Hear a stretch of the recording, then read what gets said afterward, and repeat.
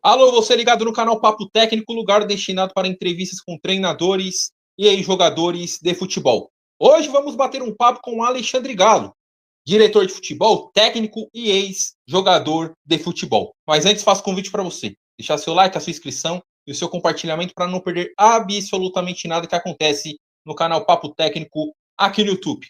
Bom, Alexandre Galo, quero te agradecer por ter aceito o convite para a gente falar de futebol e também da sua carreira. Legal, Luiz. Obrigado você pelo convite. É sempre um prazer. Tá sempre para falar de futebol, estamos sempre à disposição, né? Sempre coisa bacana, que é o que a gente faz, o que a gente ama aí há muitos anos já, e é um prazer falar com você.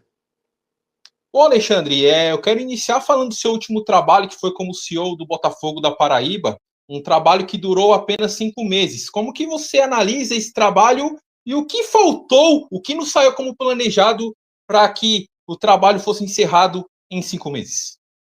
Então, na verdade, quando eu saí do Santos, eu recebi um convite, mas foi um convite um pouco diferente, especial, e era uma situação única de vida para mim, que é uma coisa que eu sempre pleiteei, é de fazer o futebol realmente de verdade, fazendo parte do equity do clube. Então eu vim para o Botafogo, fui para o Botafogo como um dos donos da SAF, né? Éramos em cinco. E acabou que as coisas aconteceram da maneira que a gente esperava. Logramos um sucesso muito grande na Copa do Brasil. Fiz aquela venda do jogo contra o Flamengo lá para o Maranhão, que foi a maior venda de um jogo da Copa do Brasil até hoje.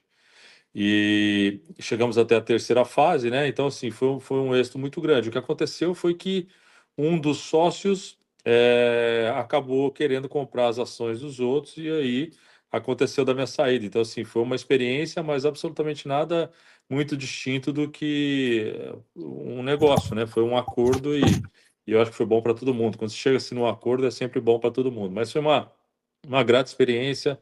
Gostei muito da cidade. É, bem bacana, um projeto que eu torço bastante para que dê certo. Bom, Galo, agora quero falar um pouco da sua história com o Santos. Você viveu uma história como jogador, como técnico e também como dirigente. Falando um pouco daquele Campeonato Brasileiro de 1995, que em dezembro vai completar 30 anos da Sim. conquista do Botafogo contra o Santos, queria que você falasse um pouco daquele momento. Um Santos que teve uma campanha que elimina o Fluminense na semifinal, um jogo bastante marcante para o time do Santos, perde na ida no Maracanã o Fluminense por 4-1, depois consegue reverter por 5-2 no Pacaembu, e na final um jogo bastante polêmico que é marcado até hoje, o Botafogo se consagrou campeão no Pacaembu.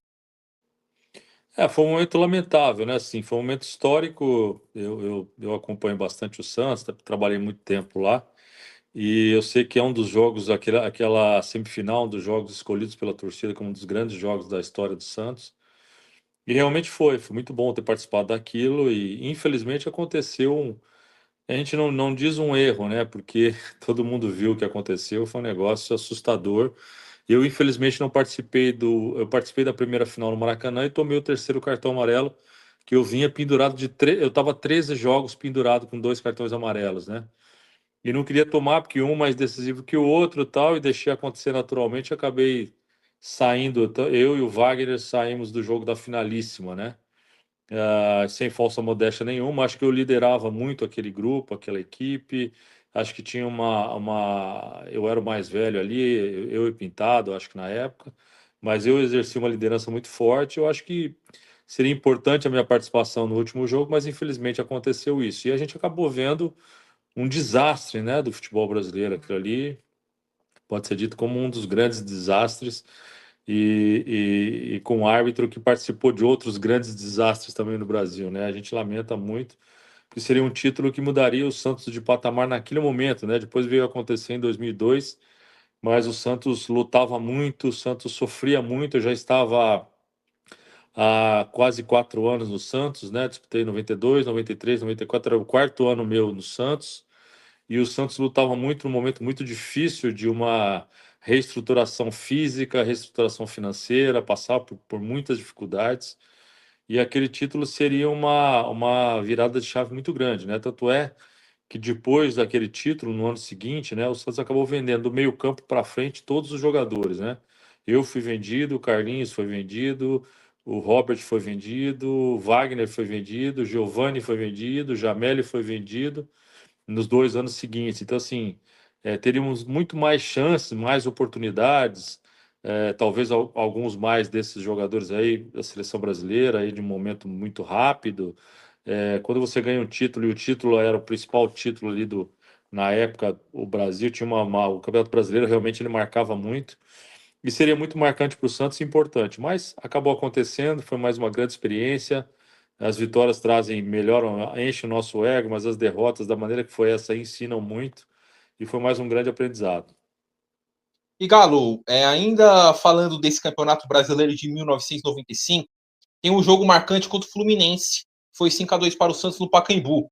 E o que chama a atenção até hoje do torcedor do Santos é a permanência dos jogadores no campo de jogo durante o intervalo. Você que viveu tudo aquilo, queria que você falasse um pouco dessa decisão de permanecer durante o gramado no intervalo de jogo naquela classificação contra o Fluminense.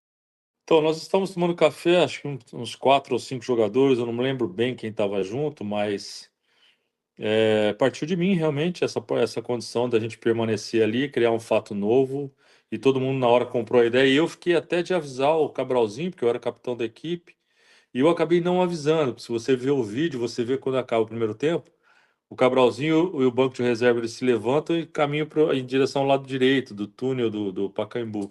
E na verdade, a hora que ele vê que a gente ficou lá, ele era um cara extremamente inteligente, com uma sensibilidade muito grande, já virou e foi para lá e aceitou. Eu acabei avisando ele ali em cima da hora e deu muito certo. A gente viu a torcida ali durante os 15 minutos cantando todos os cânticos do Santos na época, o seu hino, enfim, foi muito marcante, muito emocionante para nós que estávamos ali dentro de campo. E nós sentimos que a gente iria fazer aquela reversão daquele resultado e graças a Deus conseguimos. Bom, Galo, agora eu quero falar um pouco do seu trabalho como dirigente no Santos, começando pelo ano de 2023.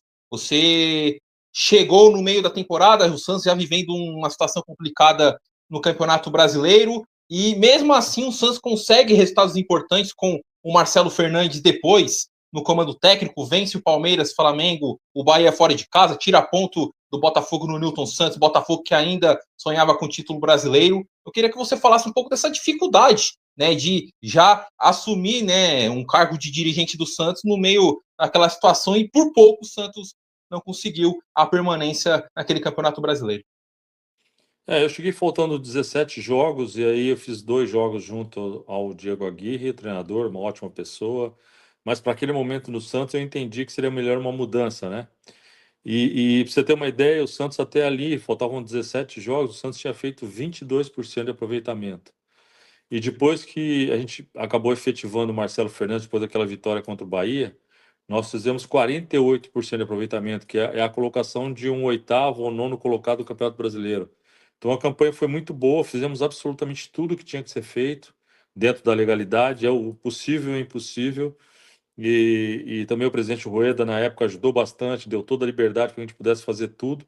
O que aconteceu foi um grande acaso que todos os nossos adversários que estavam ali no nosso entorno, para cima e para baixo, começaram a vencer também por uma combinação. A gente acabou e também um pouco da incompetência que aconteceu, porque é difícil, você vivia um momento em que você não tinha mais condições de contratar, o time vinha sofrendo revés desde o começo do campeonato, então o Marcelo foi muito importante naquela época. Ele entrou, acelerou, deu um gás no time, mas infelizmente nós não tínhamos um time assim tecnicamente que fizesse frente aos nossos adversários, mas tentamos o máximo e acabou não acontecendo. Depois de 2 ou 3 dias do rebaixamento, que talvez aquele dia tenha sido o dia mais dolorido da minha carreira, esses 44 anos que eu estou dentro do futebol, sem sair. Aquele dia foi um dia muito difícil, muito complicado. E aí começamos uma reformulação muito grande, já com o presidente Marcelo Teixeira como treinador. Em um mês, acabei remontando toda a equipe e conseguimos fazer no ano de 24 um vice-campeonato paulista. O Santos não se classificava, acho que há 5 anos para a semifinal. Chegou na final, né? E aí encaramos o Palmeiras de igual para igual, ganhamos o primeiro jogo de 1-0, perdemos o segundo por 2-0 e acabamos perdendo o título lá no Allianz Arena ali. E depois fomos campeões brasileiros, mantivemos um bom nível. É claro que tecnicamente o Carille é um treinador bastante especial, fomos campeões juntos, mas tem uma característica um pouco mais de um jogo um pouco mais defensivo. Isso aí complicou um pouquinho com a torcida durante o ano. A torcida sofreu bastante em relação a isso, mas fizemos o que tinha que ser feito, que é devolver o Santos ao lugar que ele merece. Isso aí eu saí no dia que eu saí do Santos, no dia 3 de janeiro desse ano, eu saí com o sentimento de cumprir uma ação que foi pedida pelo próprio presidente Marcelo Teixeira, de devolver o Santos ao lugar que ele sempre mereceu. Você citou a questão do Carille, eu conversei com o Marcelo Fernandes no início do ano, após a saída dele do Santos, ele falou sobre essa questão também. Eu queria que você falasse o Carille, que foi o técnico durante todo o ano de 2024, vice-campeão paulista, depois cumpriu com o objetivo o acesso e título da Série B, de viver internamente com essas críticas para ele do torcedor do Santos. Eu acho que as críticas elas já era um combo de uma situação muito ruim, né, que acontecia. O Santos uma camisa gigantesca, um clube onde nunca vão aceitar qualquer outra situação que não seja brigar por títulos, de estar lá no top 5 do Campeonato Brasileiro, Libertadores, enfim. O time realmente é muito grande, muita história, e ali nós passamos por um momento de uma cobrança muito grande. Nós sabíamos que ia acontecer isso, e mas assim, tivemos momentos bem difíceis, né? Pra você ter uma ideia, no dia que nós recebemos as medalhas e o troféu de campeão, nós acabamos perdendo um jogo para o CRB em casa. E foi constrangedor aquela entrega de título ali. A torcida cobrou bastante da gente. Nós tínhamos ganho o jogo do Curitiba, né, uma rodada antes, acho que foram 3 de antecedência, se não me engano, 3 ou 4, e a gente cumpriu o que tinha que ser feito, mas tecnicamente o Santos tem uma torcida extremamente exigente, quer ver o time jogando para cima, com transição rápida, com muita velocidade.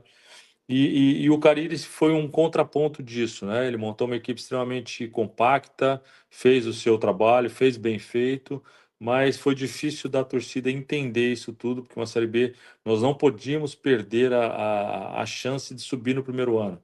Isso aí custaria muito dinheiro para o Santos, custaria muita polêmica, né? Muito mais do que aconteceu. Então, assim, é um nível de cobrança que uma camisa com essas nuances que a camisa do Santos tem, de tantas vitórias, de tantos títulos, era natural que nós passássemos um ano com muita cobrança e foi o que aconteceu. Mas deixou a todos muito contentes, porque cumprimos, o time foi campeão, não só subiu, acho que o acesso era uma prioridade, nós montamos um time com uma folha de pagamento específica para ser campeão e conseguimos o título. Isso aí foi muito bom para todos. E Galo, ainda falando sobre o Santos, você no final de 2024 tentou a contratação do Gustavo Quinteiros, né? Foi até a Argentina, mas acabou não dando certo. Você acredita que essa negociação frustrada com o Gustavo Quinteiros pode ser um dos fatores para sua saída do Santos, para sua não permanência em 2025, ou já era algo do Marcelo Teixeira de trocar a diretoria do clube? Não, eu acho que essa não contratação realmente complicou um pouquinho. Nós tínhamos um planejamento já feito e apresentado ao presidente a pedido dele em setembro de 2024.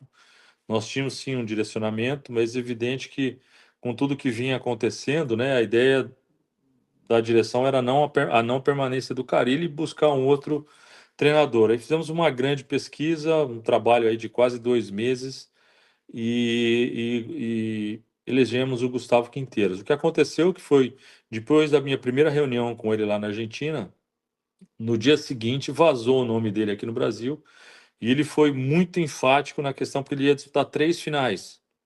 Estava uma semana da primeira.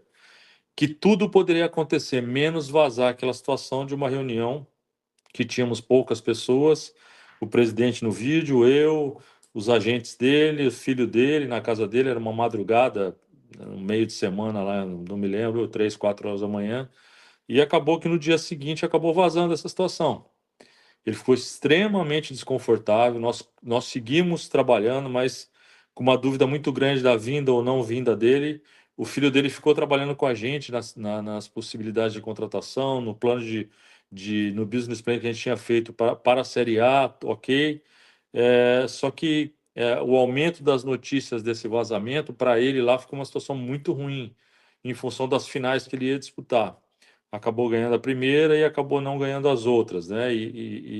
e combinou com a não vinda, e realmente isso aí acabou sendo muito ruim. Mas eu entendo perfeitamente, pois o Santos contratou um novo CEO, o Pedro Martins, e é claro que aí ele fez as suas escolhas, quer trazer o pessoal que trabalha com ele sem problema nenhum. Eu saí de cabeça erguida, tenho certeza que fiz o meu melhor e fui campeão brasileiro novamente com o Santos. Bom, Galo, agora eu queria falar um pouco do seu trabalho como treinador do Internacional. Você assume o Internacional após um ano vitorioso de 2006 do clube com Abel Braga, campeão de Libertadores, campeão de Mundial de Clubes contra o Barcelona, e você assume o comando e consegue ser campeão da Recopa Sul-Americana contra o Pachuca, Pachuca do México. Queria que você falasse um pouco dessa continuidade que você deu, né? Da dificuldade assim do início de pegar um clube já vitorioso no ano anterior e dar continuidade com o título da Recopa Sul-Americana. Esse foi um momento bastante difícil, foi um aprendizado muito grande. E aquilo, né? Eu era um jovem treinador e, é claro, queria chegar num grande momento. Vinha fazendo um bom trabalho no Sport Recife, fomos campeões invictos lá. 84% de aproveitamento na Copa do Brasil, Campeonato Estadual.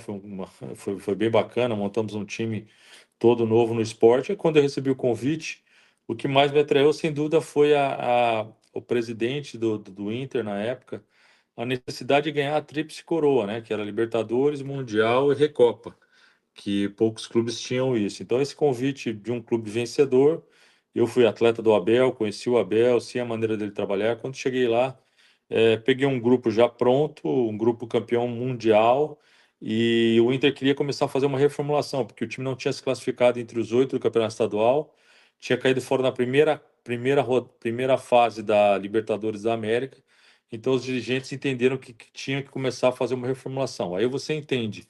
Pega um grupo pronto, chega um jovem treinador, de um treinador que tem um perfil de abraçar o clube, de ser um paizão, que é um cara sensacional, que é o Abel. Aí chego eu, um jovem treinador com um perfil um pouco mais tático, mais de campo, e começa a fazer uma reformulação de um elenco que já vinha jogando junto há bastante tempo e com conquista de títulos incríveis. Então, realmente foi bem difícil a aceitação do grupo em relação a isso. O mais importante é que cumprimos a questão de ganhar a Recopa e logo em seguida, depois, no Campeonato Brasileiro ainda na primeira página do Campeonato Brasileiro, acabei saindo, mas foi novamente uma grande experiência e acho que hoje, com o entendimento que eu tenho de futebol na época, eu não teria saído do esporte, que foi talvez uma das únicas coisas da minha carreira que eu lamento, né? Eu voltaria atrás se tivesse a experiência que eu tenho hoje, de não ter saído naquele momento do Sport Recife e ir para o Internacional da maneira que estava. E Galo, nesse Internacional de 2007, você trabalhou com um dos principais líderes naquela época, que era o Fernandão que felizmente acabou falecendo em 2014. Queria que você falasse um pouco do convívio e da importância que o Fernandão tinha na questão de liderança para aquele elenco do Internacional. Sim, foi uma grande experiência. Ele é um grande líder, um grande atleta. Infelizmente, que Deus o tenha, possa estar no melhor lugar possível. Foi um cara que, na época, exercia uma liderança, não só ele, o Klemer e o Yarley também, eram três líderes. E a gente trocava muitas ideias. Sabia que essa liderança ela era muito positiva na época, mas entendeu-se que nessa reformulação que começamos a fazer, né, a pedido da direção, começaram a chegar alguns jogadores, o Kleber, lateral esquerdo, o Guinha Azul, Adriano e alguns outros, e acabou que o sentimento ali do grupo foi, pô, ganhamos o Mundial, ganhamos a Libertadores, agora o clube precisa fazer uma reformulação, então talvez eles não tenham entendido muito essa situação, e eu acabei logo depois da conquista da Recopa, mais alguns jogos, acabei saindo. Então, assim, foi uma experiência que eu lamentei muito por tudo isso, porque era um grande clube, vivi um grande momento, mas também lamento ter saído do esporte, foi uma das coisas que talvez um arrependimento que eu tenho no futebol é depois de ter montado o time do esporte da maneira que foi feita, junto com o presidente, com o Mero Lacerda, com o Gustavo Dobê, com pessoas importantes lá na época. Montamos um time que no ano seguinte foi campeão da Copa do Brasil, e o mérito é de quem estava lá. Mas muitos desses jogadores eu acabei levando na época, né? O Dutra, lateral esquerdo, o César Lucena, o Igor, zagueiro, Vitor Júnior, Luciano Henrique, o Eldon, o Washington, o Carlinhos Bala. Muitos jogadores que se tornaram campeões acabaram estando comigo lá num período de um ano antes. Então, Se eu tivesse a experiência que eu tenho hoje, na época, talvez eu não faria esse movimento de saída, e que acabou causando um título que foi importante, a Recopa Sul-Americana e a Tríplice Coroa para o Inter, mas uma experiência não muito boa. A gente pode nunca, talvez, dizer que uma experiência ruim, ela sempre traz algum aprendizado. Então, trouxe muito aprendizado para mim, mas eu não faria se tivesse a possibilidade de voltar no tempo. Ô Galo, você citou esse trabalho no esporte, que você foi campeão pernambucano, teve um excelente aproveitamento e depois sai para assumir o comando do Internacional. Esse arrependimento que você fala que teve da saída do esporte para a ida ao Internacional, você acredita que pode ter atrapalhado a sua carreira no futuro como treinador de futebol? Acho que sim, acho que atrapalhou. Foi um movimento que muitos treinadores fazem naturalmente, mas que foi muito pesado lá no esporte, né? Para você ter uma ideia, por ter feito esse grande trabalho, talvez eu teria as portas abertas para voltar em outros momentos e nunca conseguir retornar lá, né? Então, assim, o pessoal ficou realmente muito chateado da maneira que foi feito e ficou um pouco marcada essa situação. Agora, é uma situação absolutamente normal, que o próprio esporte já viveu isso e vários outros treinadores já saíram, mas talvez é que o momento era tão bom, o trabalho estava sendo feito de uma maneira tão na ponta dos dedos ali, que o meu sentimento era que isso não poderia acontecer. Agora, o que as pessoas pensam, eu não posso controlar, né? Mas vários treinadores fizeram já esse movimento, inclusive no próprio esporte, e nada disso aconteceu. Mas vida que segue, a gente sempre tem que seguir os caminhos e são aprendizados que a gente guarda, leva e alguns a gente poderia ter feito diferente, mas enfim, sempre me ensinou alguma coisa para a sequência. Mas eu acho que depois seguir como treinador também em outros grandes clubes e trabalhei na seleção brasileira, me levou até a seleção brasileira, sendo coordenador e técnico da seleção olímpica, desenhei o ciclo olímpico, e são coisas que acontecem, mas são aprendizados. Carlos, para a gente encerrar, eu quero falar do momento que você até tocou durante o bate-papo. A sua passagem na Portuguesa em 1996, como jogador, você foi vice-campeão no Santos em 95, participa da campanha sendo importante ali no meio campo ao lado do capitão, português que foi vice-campeão brasileiro, e foi uma campanha que a Portuguesa na primeira fase teve a oitava melhor campanha, enfrentou o Cruzeiro de melhor campanha, eliminou o Cruzeiro nas quartas, depois eliminou o Atlético Mineiro na semifinal e enfrentou o Grêmio na final. Vence por 2-0 no Morumbi, você marcando um dos gols em cobrança de falta e depois acaba sendo derrotado no antigo Olímpico, 2-0. O Grêmio, que tinha a melhor campanha, acabou sendo campeão. Queria que você falasse um pouco desse campeonato brasileiro de 96 em uma portuguesa totalmente diferente do que é hoje. Portuguesa que nos anos 90 era protagonista, batia de frente com as principais equipes do futebol brasileiro. Sem dúvida, batia de frente, com a estrutura basicamente igual, pagava bem, um grande clube, né? A gente foi muito bacana. Acho que naquele ano só eu e o Klemer jogamos, só não jogamos um jogo, o resto nós jogamos todos os jogos, eu e ele. E foi um time que se encaixou muito. O Candinho foi muito especial também naquela época, que ele trouxe o Zé Roberto para o meio-campo, né? No meio do campeonato, ele colocou o Carlos Roberto de lateral esquerdo e montou um meio-campo com o capitão, eu, Caio e o Zé Roberto. Aí o time engrenou e tomou uma frente aí, chegou lá, classificou em oitavo lugar, sem dúvida, foi uma briga muito grande, mas o time evoluiu dentro da competição, né? E ganhou um gás muito grande para poder chegar na decisão do campeonato. Pegamos o Cruzeiro, que era a grande equipe no campeonato, classificou muitos pontos na frente de todo mundo. E no primeiro jogo ganhamos de 3-0 no Morumbi, depois acho que acabamos perdendo 2-1 lá no Mineirão. Depois na semana seguinte pegamos o Atlético, também outra equipe muito forte. E eu acho que assim, esse encaixe é um time muito competitivo, de muita marcação, muito forte na marcação. E jogou com alguns jogadores, principalmente nesses momentos finais ali, com Alex Alves e Rodrigo Fabre na frente. Dois jovens atletas muito rápidos, o Rodrigo muito técnico, batia muito na bola, o Alex muito forte, muito rápido, e a gente conseguiu, tinha o Nelson Bertolazzi ainda, o Tico, tantos outros grandes jogadores que tiveram suas participações, mas ali naquela reta final ali o time engrenou e fez grandes jogos, e lamentamos muito aquele gol final, né? Nós tínhamos uma equipe que fisicamente era muito forte, tínhamos um preparador físico bastante experiente e conhecido, Zé Roberto Portela na época, que fez um trabalho incrível com todos, e o Grêmio já não tinha mais como entrar na gente, não tinha mais forças. Começava a sair essa bola lá do meio-campo, tanto é que na hora que saiu o segundo gol, quase 40 minutos do segundo tempo, alçaram uma bola, e uma bola que era para sair, enfim, aconteceu tudo aquilo. Mas eu sempre penso que Deus escreve as frases, as cartas dele de uma maneira que a gente só vai entender lá na frente, né? E ali foi uma coisa incrível que aconteceu, lamentável também, porque eu acho que a Portuguesa teria um crescimento substancial, né? Como teve na venda de alguns jogadores importantes ali, como foi o Rodrigo, o Zé Roberto, e angariou valores importantes para a Portuguesa na época, mas era um clube equilibrado financeiramente, pagava bem, pagava tudo em dia, foi uma satisfação muito grande trabalhar na Portuguesa e gostaria muito de ter ganho também aquele Campeonato Brasileiro.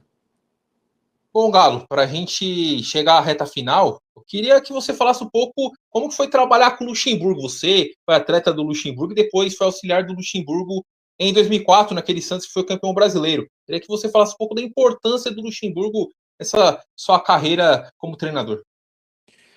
Tem uma importância muito grande. Na verdade, ele foi meu técnico no Corinthians, meu último clube, né? Eu já estava quase querendo parar realmente para começar a minha questão, estava com 34 para 35 anos. E depois nunca mais tive uma relação com ele, só fui atleta dele.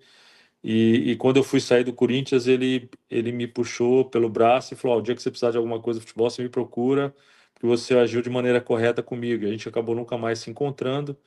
E em 2004 mesmo, eu fui final de 2003 para o Vila Nova, ali em Nova Lima, do lado de Belo Horizonte, e fiz um trabalho. O time precisava ficar em quinto colocado para se classificar para a Série C na época, e nós ficamos em quinto colocado, conseguimos a classificação.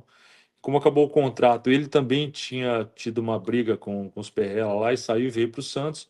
Eu acabei me encontrando em Santos. Ele me convidou no outro dia para ir no Santos, que eu seria auxiliar dele. E acabou, fomos campeões brasileiros. Então a nossa relação foi uma relação muito prática, muito técnica, muito de campo. A gente se deu realmente muito bem e conseguimos aquele título com uma dificuldade muito grande, com problemas gigantescos. Foi um título, mas esse trouxe grandes aprendizados. Você lidar com um grupo, com o craque do time, o Robinho, na época, com a mãe sequestrada, teve que ficar um período fora. Como é que nós faríamos? O Atlético Paranaense, com uma grande equipe, batendo de frente com a gente, primeiro, segundo, uma briga constante.